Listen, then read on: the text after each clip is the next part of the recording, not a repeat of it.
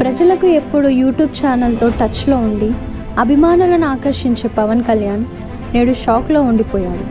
1.4 million subscribers ఉన్న Janasena YouTube channel hack అయింది.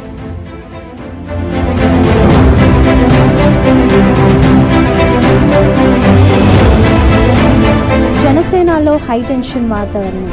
ఇది రాజకీయ కుట్ర అంటూ అనుమానాలు వెలువడుతున్నాయి.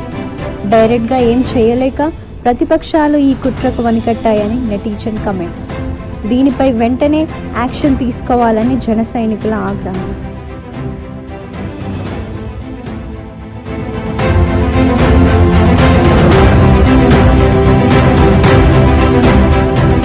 అసలు Pawan Kalyan YouTube channel hack చేయాల్సిన అవసరం ఏముంది?